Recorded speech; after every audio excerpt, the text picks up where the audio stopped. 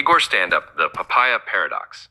So I work with 3 scientists. And when I say scientists, I mean people who once tried to microwave a telescope because it looked cold.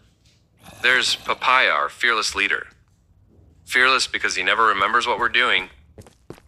He lives in a state of constant surprise, like a goldfish with a lab coat. Then there's Banani.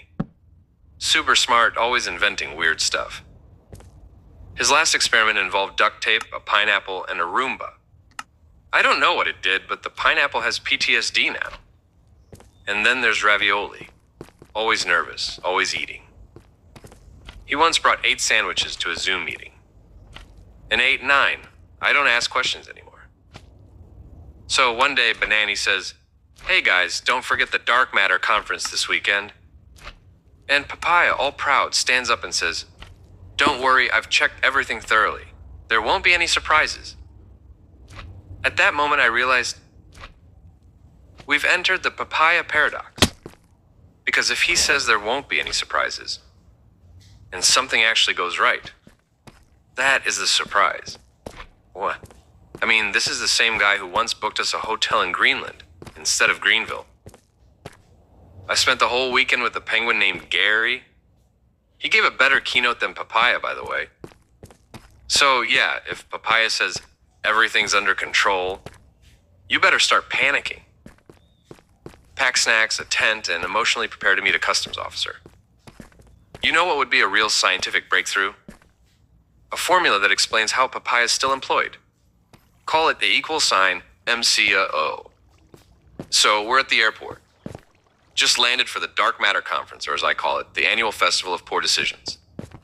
We approach the information desk. No staff, empty, nothing. Like Papaya's head during safety briefings. Banani spots a little bell. You know, one of those polite ding bells? Except when he presses it, the sound blasts through the entire airport PA system. I'm talking DEFCON 1 levels of ding. It echoes like, "Ding dong, welcome to total chaos." Then Ravioli spots the microphone, because of course he does. To him, a microphone is just a public menu. Banani says, "We can use it to call the staff." Nice, reasonable. So what does Papaya do? 1, 2, 3 test, 1, 2, 3. Like he's DJ Papaya at Airport Fest 2025. The microphone screeches so loud a baby 3 gates away files a noise complaint. And then I swear to Einstein, he leans in and goes, "Hello? Hello?" It's not a phone call, it's a loudspeaker. What did he think was going to happen? That some lady from baggage claim would whisper back, "Hi Papaya, how are the kids?" So I tell him, that's a microphone, not a phone. And what does he do? Doubles down. "This is Papaya speaking." "Yeah, thanks. The pilots just turned the plane around." Then Banani grabs it like a hostage negotiator and actually makes sense. An information desk attendant is requested by passenger Papaya. Clear, professional. Beautiful. Then Ravioli takes the mic and starts talking about food. "Today I'd like to discuss the magic of caramelized peanuts."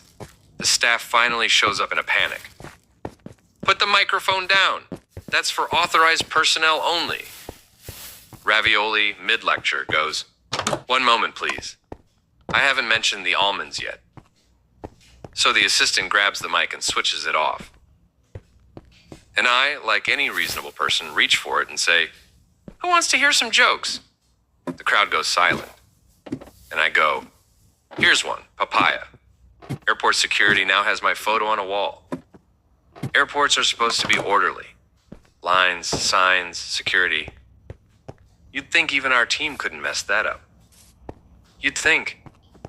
We're at the security checkpoint. The line is long. Like, read an entire book and question your life choices long. We're waiting patiently. Even Ravioli, who's clenching a packet of emergency almonds like it's a flotation device. And then Banani spots another line. An empty line. Now, a normal human might think, why is that line empty when ours stretches to another time zone? But Banani? Nope. He just goes, Hey, that one's empty. I'm going there. You guys do whatever you want. Which for Banani is a full strategic declaration. Like Napoleon if Napoleon had a glue gun and a sock full of googly eyes. So he marches over. Confident, triumphant. Gets to the front and, boom, blocked by a security officer with the face of someone who's seen things. Officer. Sir, this line is for airport staff only. Banani, holding his passport like a kid with a fake ID at a nightclub. But I have my passport. The officer doesn't even blink. Just, I don't need your passport. I need an employee badge. Do you have one? And Banani, bless him, pulls out a supermarket loyalty card. Hi. Because obviously 2-for-1 yogurt points are the universal symbol of authority. The officer, God bless her restraint, just says, Sir, please return to the passenger line. So Banani walks back, eyes forward, pretending nothing happened. Meanwhile, the other passengers are chuckling, and I'm just there, watching this living sitcom. And I say, I don't know what's longer for Banani, this airport line, or his journey to common sense. Because honestly, give the man a compass, he'll still walk into a restricted area. And the best part, we're still in line. And somehow, Banani managed to mess it up. Honestly, he could get lost in a queue with only 2 people, one of them being himself. Then Banani looks around and goes, Hey, that line over there is empty. I'm going there. You guys do whatever you want. Yeah, that's how bad decisions begin.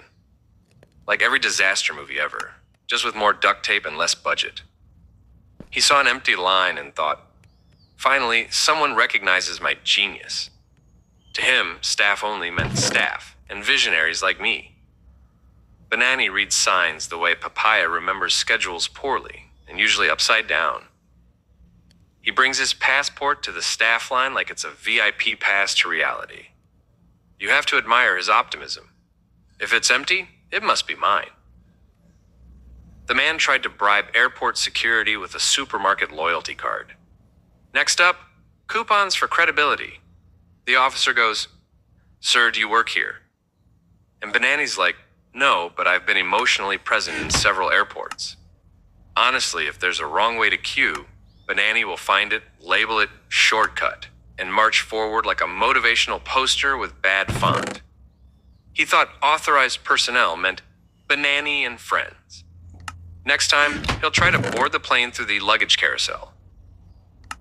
The only thing Banani gets through faster than airport security is common sense, and even that takes a detour.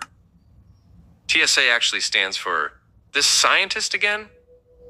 They have a poster of him in the back that just says, Nope. Even the x-ray machine sighed when it saw him. He thought the employee lane was a self-checkout for passengers with special energy. The airport should honestly name that restricted lane after him, Banani's Boulevard of Bad Choices. He left the line, got humiliated, and came back pretending nothing happened. That's not confidence, that's amnesia. Banani's idea of clearance is, no one's yelling yet. And when he walks into the wrong line, even gravity tries to pull him the other way. The man boards mistakes faster than he boards airplanes. Banani's shortcut turned into a scenic route through public embarrassment. Honestly, if you ever follow him at the airport, make sure you packed snacks and regret. Airports are stressful. Lines, delays, overpriced sandwiches. But nothing compares to what happened at security, when Ravioli accidentally triggered a bomb scare. Let's rewind. We're at the luggage scanner. Papaya, trying to be responsible, asks, Do I need to take out my laptop? And security's like, Yes, sir. Great. Smooth. Then Banani steps up holding an oscilloscope. Because obviously, who doesn't travel with lab equipment the size of a microwave? He actually asks, Does that apply to oscilloscopes too? And the guard, clearly questioning his life choices, replies, Yes, but why do you even have one? Banani just shrugs like he's carrying socks. Meanwhile, the conveyor belt is wheezing under all the junk these guys packed. Then, out of nowhere, wee-oo, the bomb alarm goes off. Total chaos. Passengers hit the floor like it's a synchronized swimming event minus the water. Security shouting, "Everybody down!" People are crying, praying, filming for TikTok. In the middle of the panic, who's getting tackled to the floor like a linebacker at the Super Bowl? Ravioli. Of course. He's being handcuffed, face mashed into the tiles, yelling, "Let me go! That hurts, my focaccia!" Banani turns to Papaya and says, "Did you see that? They're arresting Ravioli." And Papaya, confused as ever, goes, "What did he do? This must be a mistake." Which isn't a bad guess. Ravioli doesn't have a criminal record, just a digestive one. The head of security shows up, grim, serious. He asks, "What's going on?" The officer reports, "This passenger's backpack triggered the bomb alarm. Who is he? Elpidio Ravioli. No record. Totally clean." Then the computer dings a new alert. Everyone leans in. The chief squints at the screen and reads, "Improper use of cream in carbonara." Ravioli's just screaming from the floor. "It was low-fat cream. I was desperate." And I'm standing there thinking, wow, he really is a culinary terrorist. Honestly, if Ravioli ever gets banned from flying, it won't be for explosives. It'll be for smuggling salami and offending Roman tradition. So, Ravioli's been detained, handcuffed, his backpack flagged by the system as suspicious. The bomb squad is called. That's right, not TSA, not a janitor, the actual bomb squad. They roll up in those heavy suits, helmets, gear, the whole Call of Duty Airport Edition setup. It's tense. Bomb Tech 1 goes, "Stay calm, open it very slowly." Bomb Tech 2 unzips the backpack like it's the Ark of the Covenant. Everyone's holding their breath. Then suddenly, ugh, what a horrible smell. Even the bomb squad wasn't ready for this. Put on the gas masks. It could be a biological weapon. Then the truth hits them. Rotten fish with broccoli. About a month old, marinated in despair and forgotten dreams. What is this? A seafood apocalypse? Bomb Tech 2's gagging through the filter. Even the gas mask isn't blocking this moldy odor. Tech 1 throws down his toolkit and screams, "Move, let me through. I need to throw up." And they both sprint to the restroom like Olympic athletes. I'm watching this unfold from behind the barrier, and I do what any good assistant would do. I point and shout, "Officers, arrest him immediately. This is a terrorist attack. Ravioli was trying to kill us all. With stench. I mean, forget weapons of mass destruction. We're talking about Tupperware of total annihilation. Security should update their list. Guns, liquids over 100 milliliters, Ravioli's leftovers. At this point, the only safe place to store that fish is inside a volcano. So after the alarms, the gas masks, the bomb squad throwing up in sync, we finally meet the big boss, the head of the counterterrorism unit. Suit, sunglasses, permanent scowl. He leans over Ravioli, still reeking of ancient seafood, and goes, "Mr. Ravioli, we apologize for the misunderstanding. But can you explain why there was rotten fish in your backpack?" Fair question, reasonable. And Ravioli goes full therapist couch. I'd love to explain, but it's a long story that goes back to my childhood. My psychoanalyst has been working on it for years. Years. Imagine causing a national incident because your inner child couldn't let go of cod with broccoli. The chief sighs, probably rethinking his whole career, and says, "All right, never mind, but I'll have to fine you for causing a false alarm." Because smuggling prehistoric seafood wasn't in the drop-down menu. Later, we're finally walking toward the gate, pretending this was just a normal day. Papaya, still blinking in confusion, asks, "But what was that fish doing in there?" And Ravioli, classic as ever, "It's a long story that starts in my childhood. I don't feel like telling it. Of course he doesn't. Probably afraid someone might suggest therapy for the fish. And that's when I step in. Calm, quiet, cold as sushi. Along with the story, something else dates back to Ravioli's childhood. The fish in his backpack. And that's the moment I realized this trip has everything. Science. Explosions. Emotional baggage. An actual baggage full of expired tuna. Next time we fly, I'm checking Ravioli's luggage myself. With gloves and tongs. And a paper bag within reach. Igor to audience. All right, folks. We've all witnessed the tragedy, the horror, the nasal apocalypse. There was a fish in Ravioli's backpack. Rotten with broccoli. But now the real question is, why? What was the purpose? The goal? The fish mission? Let's investigate together. But please, I want only wrong answers.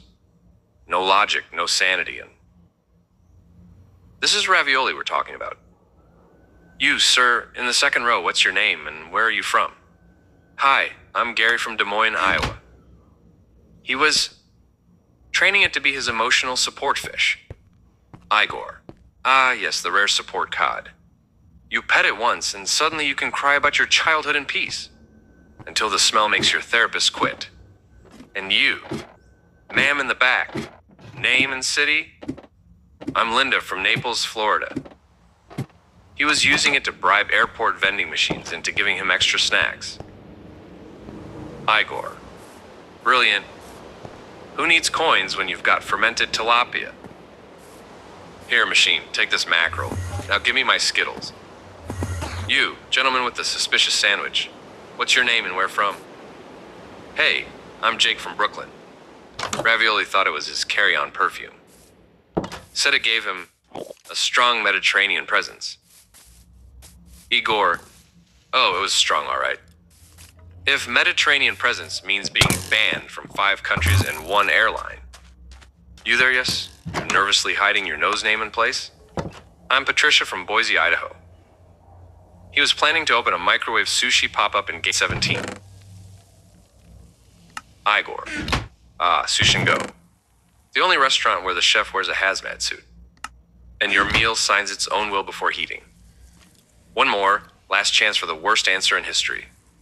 You, sir, with the haunted expression name and state.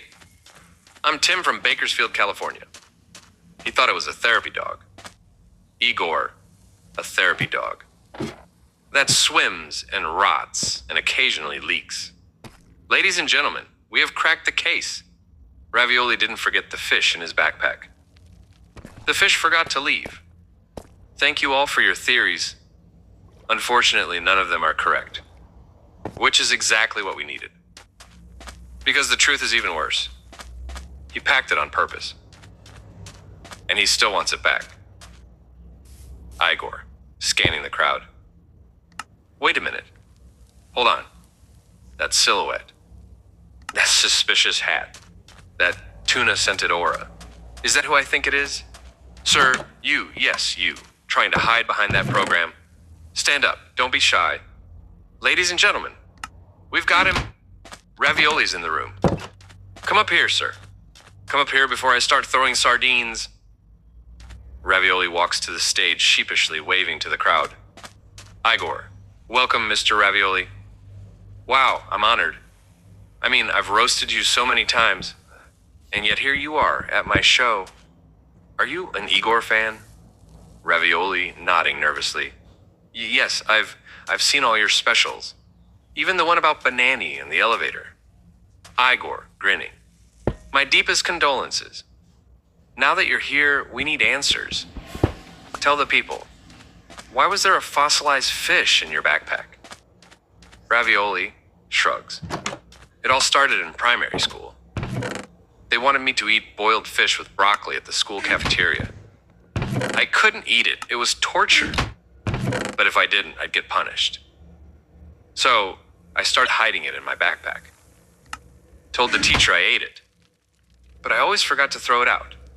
And over the years, well, it became a habit. Igor gasps theatrically. So you're telling me you've been fermenting seafood in your Jansport since first grade? You're not a passenger, you're a walking sushi museum. No wonder the bomb squad passed out. They didn't find a threat, they found a time capsule of trauma. All right, Ravioli, you've been brave. You faced the truth. You faced me. And worst of all, you faced that backpack. Now go back to your seat. And please, for all of humanity, leave the fish behind. Ravioli waves and returns to his seat as Igor bows deeply. Igor to audience. Give it up for Ravioli, everybody. He may stink, but at least he's honest. Igor, final monologue. The cod fashion. 21 liners to end the fishiest story ever told. Who knew the most dangerous thing at airport security wasn't a bomb, but Ravioli's lunch from 1997? The bomb squad thought it was a biological weapon. Turns out it was just Thursday's fish special aged like fine trauma. I've heard of emotional baggage, but Ravioli took it literally. That backpack didn't just smell bad, it qualified as a UNESCO site. Imagine training 10 years in counterterrorism, just to be defeated by steamed cod and broccoli. The alarm didn't go off for explosives, it screamed out of pity. Ravioli didn't want to eat fish in first grade, and now he's on a no-fly list in 14 countries. That's not a carry-on, that's a biohazard in disguise. His backpack cleared a terminal faster than a boarding call for free upgrades. It wasn't a security breach. It was a scent-based evacuation protocol. The cafeteria gave him trauma, so he gave TSA PTSD. When Ravioli said, "I've got baggage," I thought he meant emotional. Not sardine-flavored. Somewhere in that backpack is a tuna with a vendetta and a grudge. I don't know what's more suspicious, the fish, or the fact that Ravioli actually thought this was normal. The only thing getting confiscated that day was the will to live of 2 bomb techs. That backpack has been declared a zone of olfactory destruction. His lunch survived longer than most relationships. They say fish is brain food. Maybe that's why Ravioli's memory blocked the whole thing. I asked for closure. What I got was fermented haddock and trauma stew. Igor, grinning at the crowd. That's all from me tonight. Fly safe. And please check your bags. Especially if you went to school with Ravioli.